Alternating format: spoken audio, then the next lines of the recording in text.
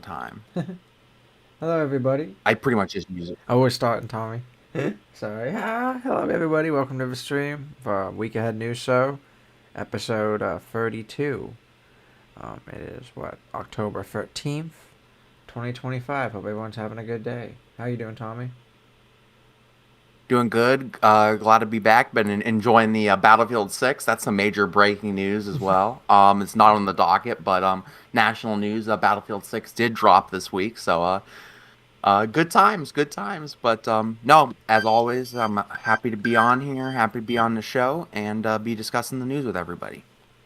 Everyone's having a good day. Yeah, last Friday, Battlefield 6 dropped. Had a good time. Weather today, we'll go right into it. High was 69. Low of 45. It was pretty clear today. Tomorrow will be sunny. 69, 49. Thursday, partly cloudy, 63, 46. Thursday, 60, 39, sunny. Friday, partly cloudy, 63, 36. Saturday, thunderstorms, 45% chance of rain. 75, 50. A little hotter on Saturday. Sunday, dropping back to 64, 47. 75% chance of rain on Sunday. Next Monday, 50% chance of rain, no thunderstorms, 55-43. Right now, we're in the last quarter of the moon with 47% illumination. We're not in that super moon anymore. The next full moon's in 23 days. Pretty humid at 83% humidity. Like I said, next expected rain Saturday, no rain today. Let's see how air quality's good. First light was at 7:04. Sunrise was at 7:30 today. Sunset was at 6:44. Oof. Last light at 7:12. Total daylight 11 hours and 12 minutes. Bad, bad, bad. Tommy will be going over stocks for the last 5 days. We have stocks for today. We actually had decent gains, it looks like, for today. Like the Dow was at 1.3% gain, Nasdaq 2.2, Russell 2.8, S&P 1.5, just as percents, not even points, so that's good. Yeah, there's a lot of uncertainty right now in the stock market in regards to Trump and his tariffs. For those that don't know, China put certain restrictions on the export of rare earth minerals, which are critical. So in retaliation, it's kind of up in the air if there's going to be this 100% tariff on Chinese goods. So that probably is why over the past 5 days the stocks are down. So Dow's down over the past 5 days, 717 points. That's a 1.54%. S&P 500 down 103 points, 1.53%. On Nasdaq 323, 1.41%. So it's kind of interesting to see these broader topics around tariffs and rare earth minerals, how they're affecting things. But sounds like things are up today, and maybe we're moving past that. Yep. I know there's been interesting stuff about the soybeans we normally export to China. They're not getting this year. It's going to hurt farmers. Bitcoin was down the last 5 days. I think last Friday, there was a major sell-off in Bitcoin. Someone sorted Bitcoin $75 million or something. So stocks are going up and down. It's weird with a government shutdown. We saw them going up, but with all this tariff uncertainty, seen it going down a little bit. But that's it. Are you ready to go into real quick the funny topic? I can Yeah, go sure. into that. It's about Stephen Miller. He freezed when he was saying Trump has plenary authority. Is that how you say it, Tom? Plenary, yeah. Plenary. All right. Let's see. I want to see if I could just share our screen and throw the video on top of us, because that'll be a little bit quicker than using Discord. Okay. So we're gonna do that real quick. Bang.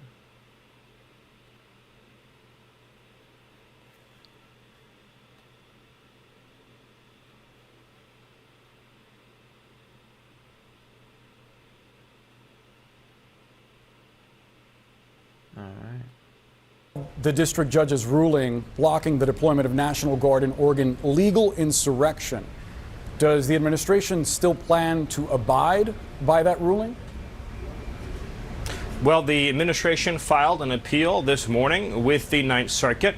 I would note the administration won an identical case in the Ninth Circuit just a few months ago with respect to the federalizing of the California National Guard.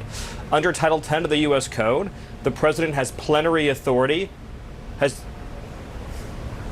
Stephen? Stephen? This is an interesting. Hey, Stephen, video. can you hear me? Dude's like a robot, Tommy. Dude was in a K-hole. It seems That's kind of Stephen, what I it does look apologize. like. It seems like we're having a technical issue. Let's watch that again when he gets in that K-hole. Authority has. Stephen? Stephen? This reminds me of some Hey, Stephen, can you hear Mark me? Zuckerberg stuff. Do you have a stroke?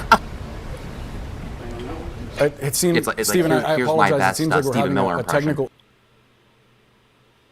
You know, like Yeah.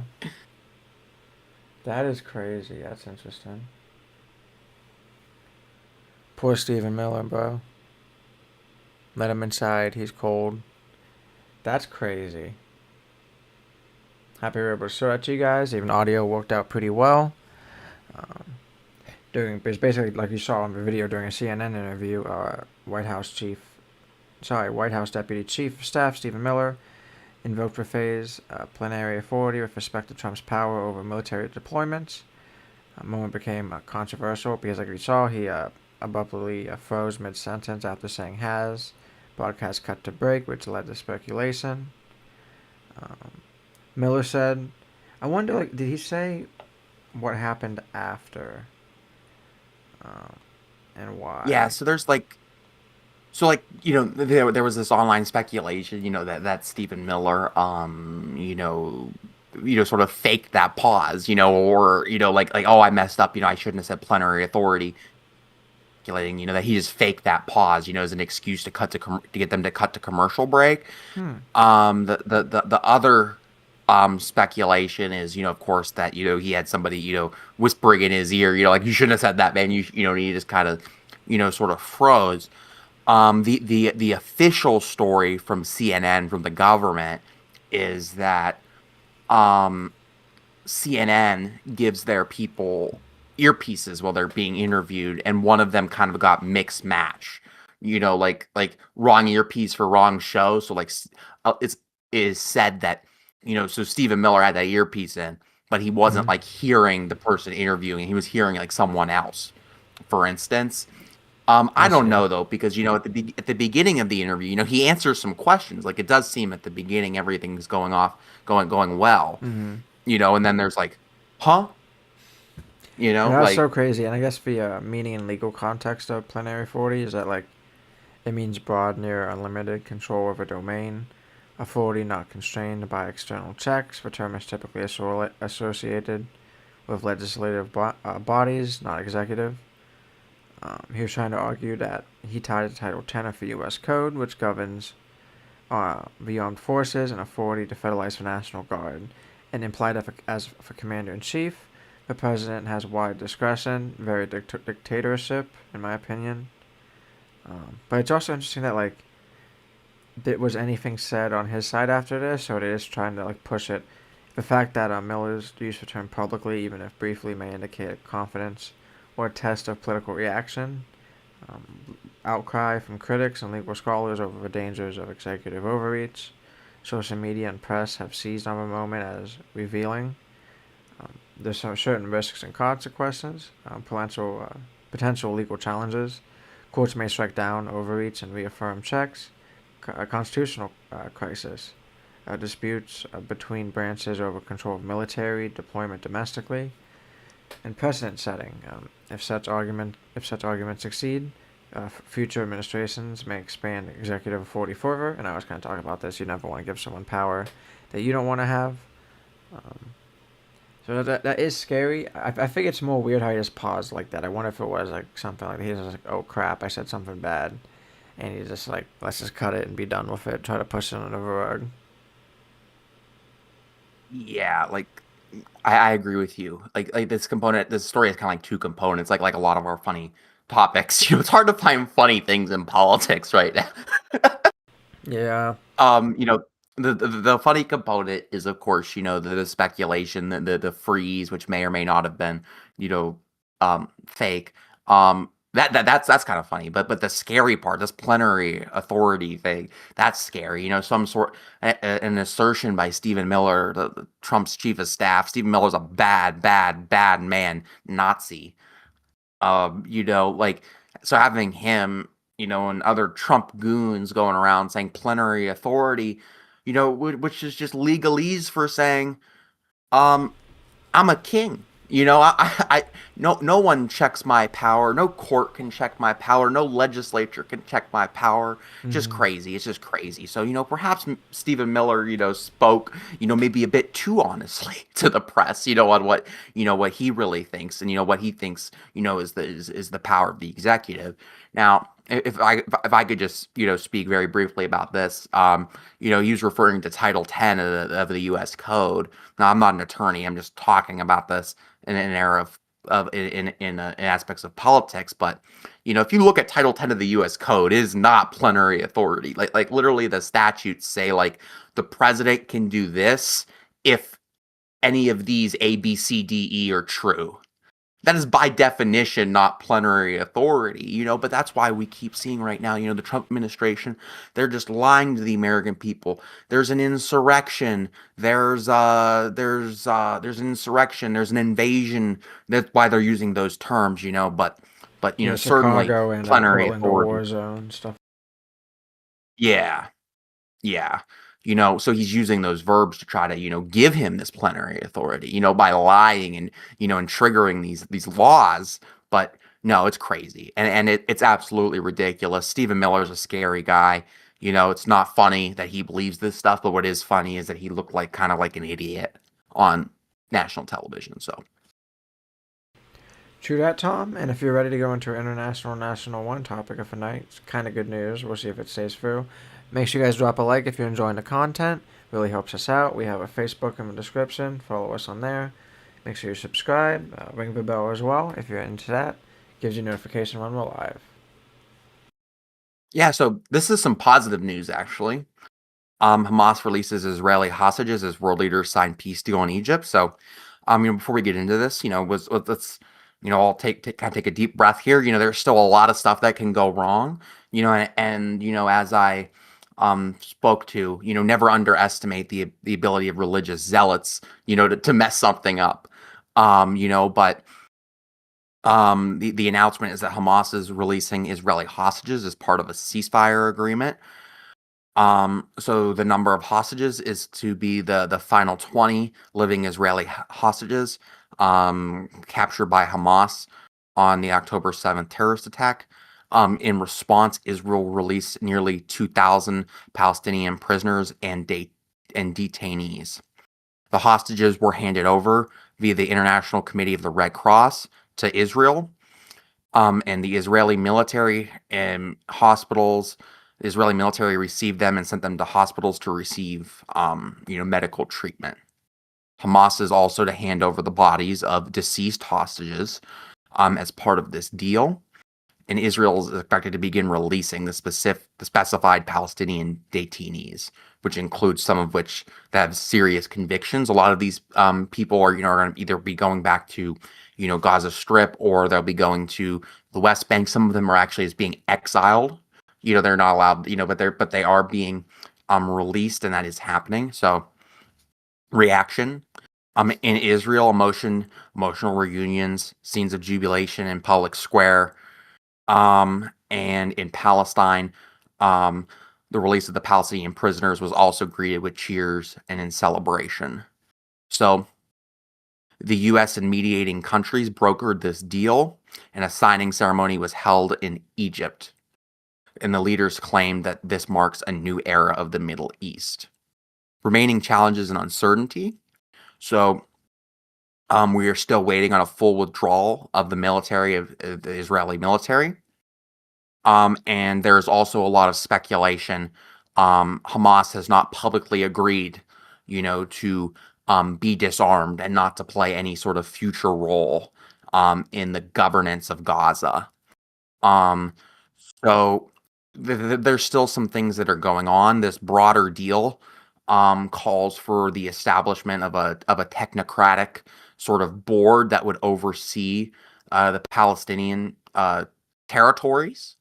Um, in the meantime, but that is still being worked out, and there are reports of Hamas's civilian police being put in. So at the very least, there is good news in the respects of some Israeli hostages are coming home. There's some drawdown in fighting, but there's still some questions to be um, need to be answered in regards to the future governance of Gaza in a peaceful and sustainable way.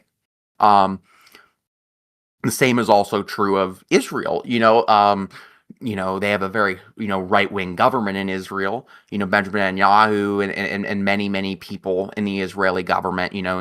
And people that have been sanctioned by the international community. For illegal settlements in the West Bank and stuff. You also have, of course, disingenuous people on the Israeli side as well. So there's a lot of stuff that can go wrong, but at the very least, some hostages are coming back, and there's a drawdown in fighting. So some positive news out of the Middle East. But what do you think, Liam? I agree. I definitely think it's great news. I'm happy hostages got returned. It was about a little after 2 years, after October 7th and the attack. But it's definitely interesting to see what will happen later on. If Israel and Hamas could both actually just stop fighting, if Hamas will be disarmed and a roll. But I do think it's a little bit interesting to see this as a whole, how it's played out. I'm definitely excited for it. Definitely happy the bombs should stop. They have so far, so definitely a good day for that. Good day for the Middle East and I guess foreign affairs. But we're gonna have to wait and see because I definitely want it to be helpful for both sides. I don't want to see just other types of genocide, like other ways of killing people and trying to do the genocide still happening through starvation or lack of aid. So hopefully that's okay. Reconstruction's good. They're not just reconstructing it to put in people from Israel or move people from Palestine out of Gaza. So we'll see. People from Gaza outside of Gaza. Yeah. So I'm definitely excited to see about the future on this one. You're right. And it's there's so many things that can go wrong. At the beginning of the year, we were talking about, Trump wanted to make Gaza the Riviera of the Middle East. Like who's to say, not all the hostages are going to come back and they're going to make it the Riviera of the Middle East. Nobody's going to be able to live there. There's still so many things that can go wrong, and it's just hard to trust anybody in this. I don't trust Hamas. I don't trust the Israeli government. I just don't trust any of them. I certainly don't trust Donald Trump. So. I guess all we have to do is just hope that some sort of normalcy and some sort of and a robust two-state solution can come out of all of this, where both the Arabs and the Jews can live in relative peace and harmony. So, but at the very least, drawdown fighting, some hostages are coming back. That's good. I'm very happy for the families of the hostages.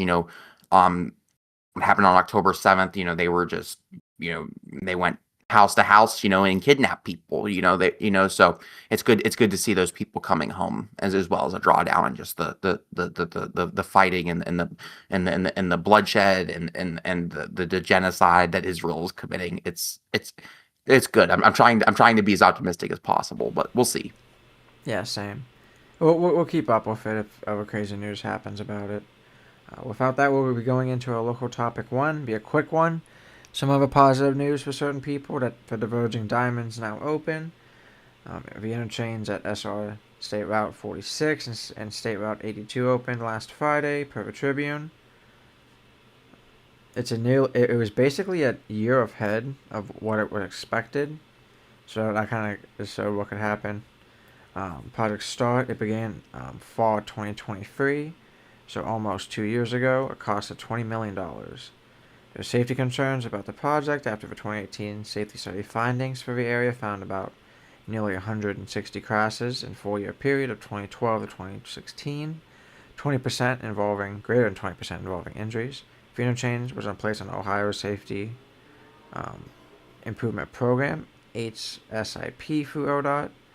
Scope of work for components of a construction were a diverging diamond configuration, on SR 46 and replacement of both SR 82 bridges over 46. Additional improvements were new pavement, striping, signage, signals, lighting, and landscaping. Some beautiful brick and sidewalks that were put along the roadway. It's going to be very pretty with some nice lights for walkway. It'd be safe. Be a nice place to walk. I guess the contractor was AP Ahor Co. of Youngstown. Post-opening and remaining work, completion status, main project finished with ongoing and residual work, occasional lane restrictions on SR46, under SR82 for early November for finishing touches, probably finishing up for actual traffic lights, which is good to see. It's really going to help out safety improvements and modernization for up the area, help out traffic flow to make it faster too, and just flow better out off and on the highways. So that's really good, and really good thing for accident reduction. A lot of people are going to be scared about it, but it's kind of like the same thing as before. There's one less light if you're going through as well. So you only have one light, and you just have to go through 2 intersections. Because if your other intersection is basically like you go. If your light's green, that light's green pretty much. So good to see. It just makes it easier to get off and on the highway, which helps out traffic flow as a whole. Less people are waiting at the light, and then when you have a green light, there's less people getting basically trashed into the main road at SR46 here. So like from more consistent flow for the intersection will be better. That's what we'll get instead of heavy flow, and then light flow, heavy flow, and light flow. So it'll be good. A lot of people are talking about it on social media, so that's good to see. But like I said, that'll be a quick one for me. What do you think, Tommy, so far? I haven't been able to drive it yet. Next week I'll probably. I did have actually. time. Oh, nice. I've driven on it twice now, actually. Well, kind of twice. When I was getting on 46, so I don't know. That doesn't really count, But like once, I was going from Niles back home, and it was well laid out, So I was on 46, trying to go on 82 west. Mm-hmm. And it's very well marked. They have like the shield on the ground painted like you were talking about. That's the lane. It's very well marked. The traffic signals are very well marked. They have like the green arrows at the at the 45-degree angle. If people are paying attention and are able to use their brain cells, I don't think anybody that deserves to have a driver's license will have any trouble with this. Yeah. So no, I think it's good. Kudos to the construction workers that were working very hard on, getting this done ahead of schedule. Personally, this was a massive inconvenience for me.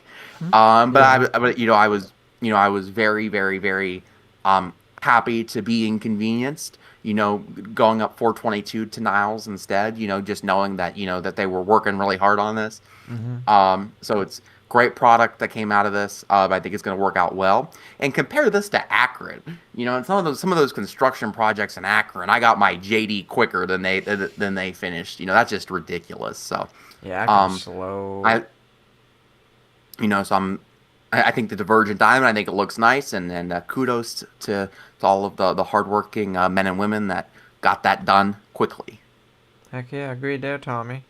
Happy to have it done. I know a lot of people were complaining about just for change and how long it was going to take, so at least they were able to fix one of those problems and just making it done quick, so hopefully people can't complain about that, in my opinion. So you ready to go in? Actually, I have to go into our second national topic too.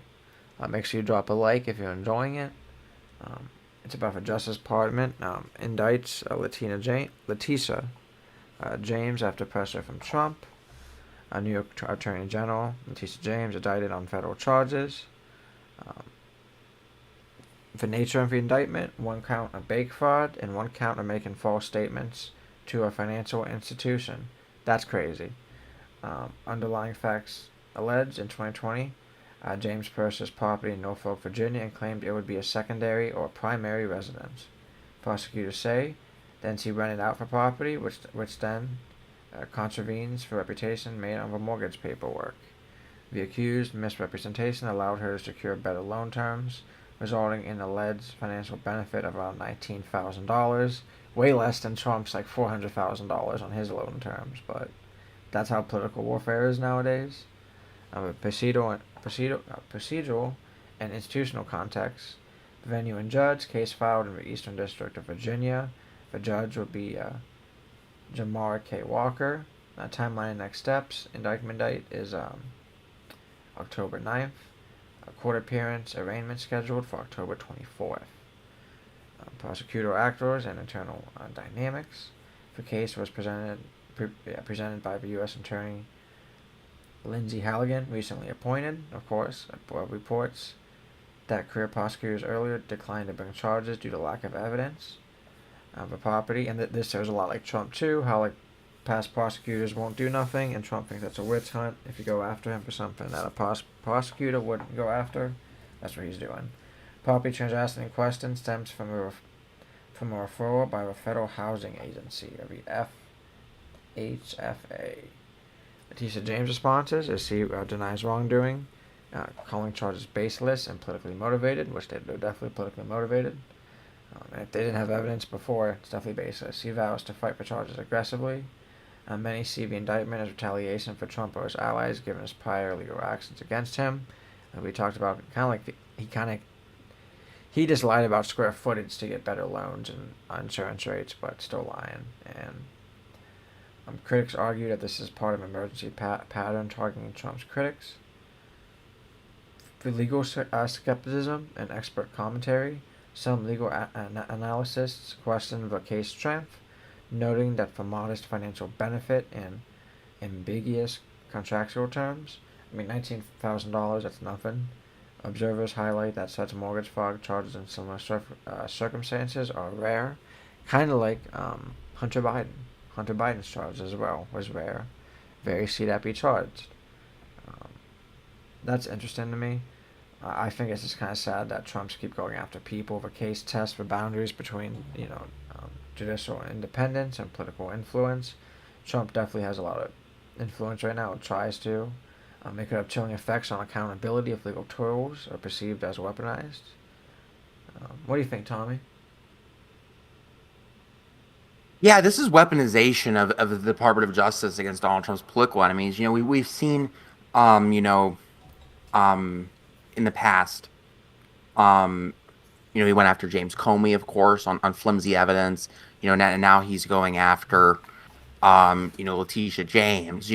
So it just sounds like all she did. This is all alleged. But all it sounds like she did was she bought some sort of primary or secondary residence and then just ended up renting it out. And it just seems like that the Justice Department under Donald Trump, which is not an independent, pseudo-independent agency anymore, they're operating as the personal attorneys, the personal lawfare arm of Donald Trump's future dictatorial system he's trying to build. So we're seeing him just utilizing the DOJ to go after James Comey, Letitia James.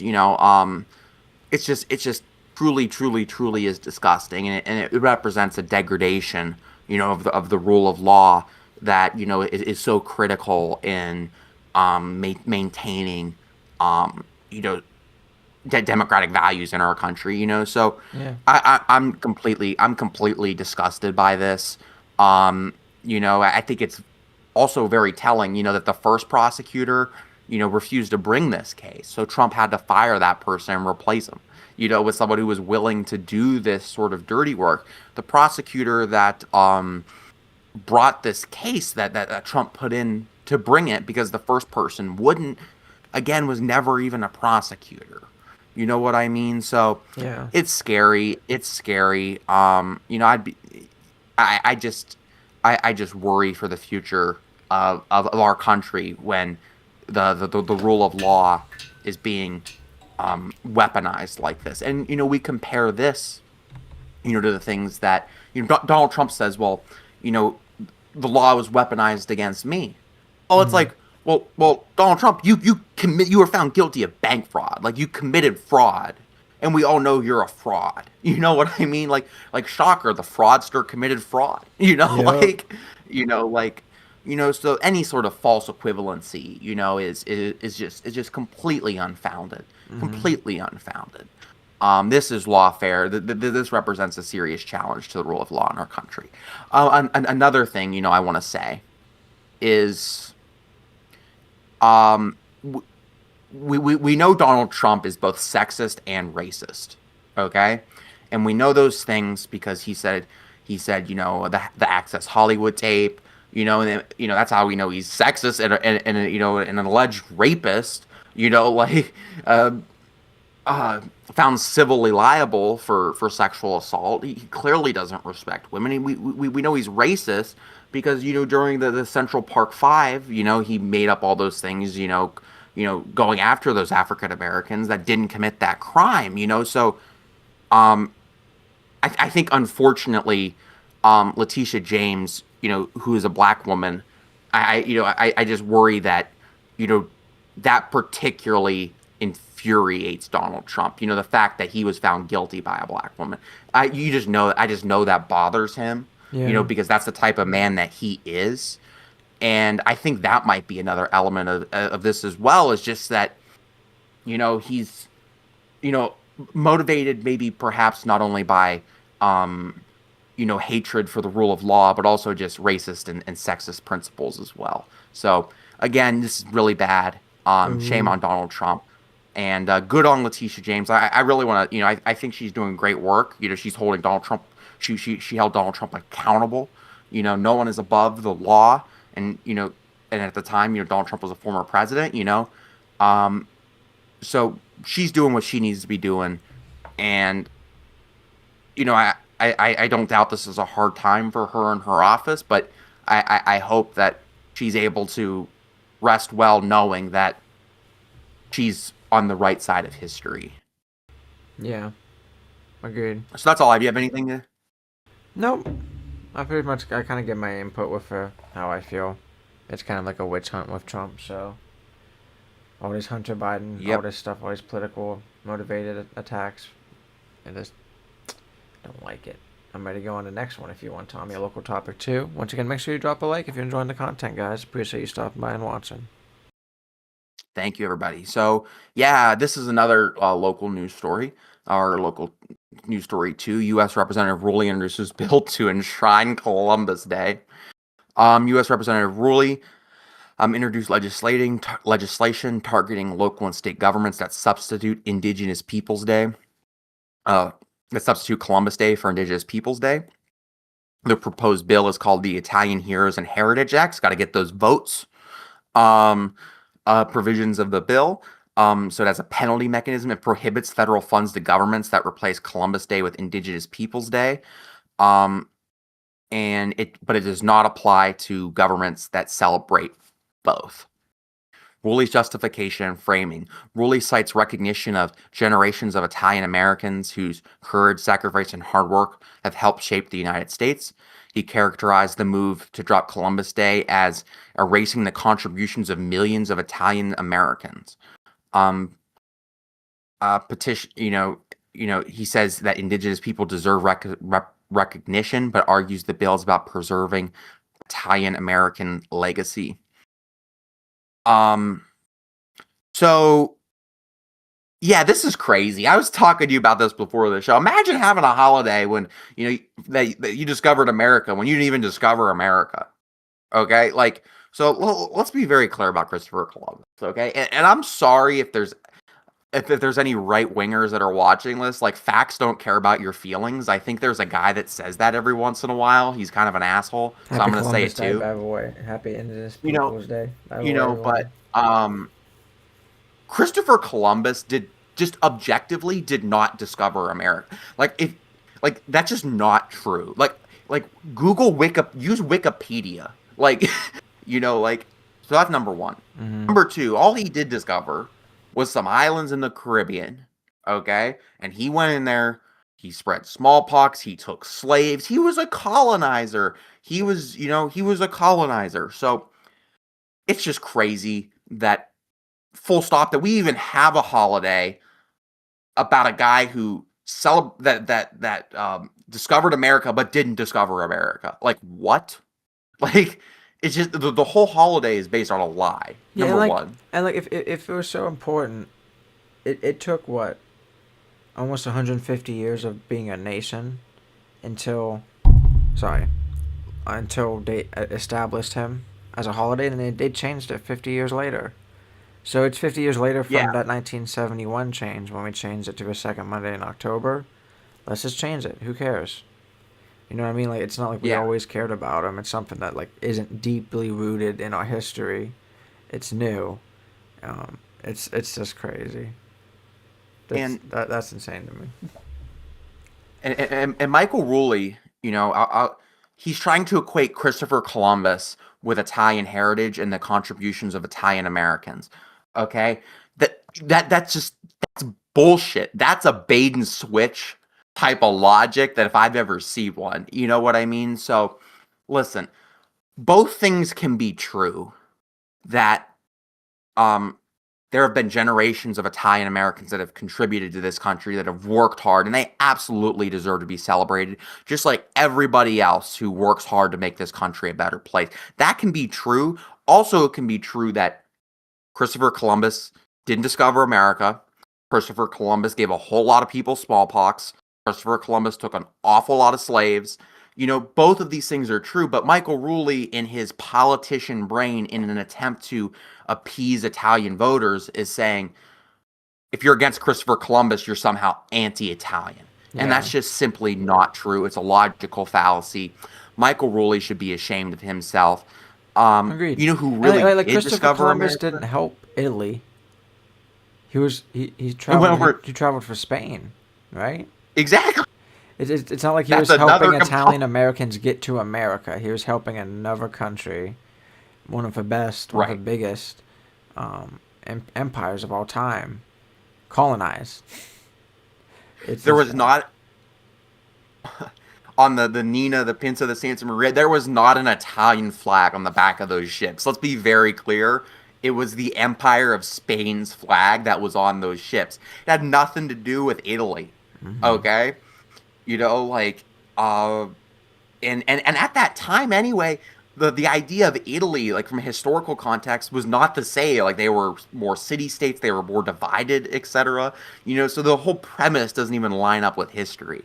But yeah, both things can be true, that Italian Americans and lots of other people have contributed to this country and deserve to be celebrated. That can be true also with the fact that Christopher Columbus was a bad guy.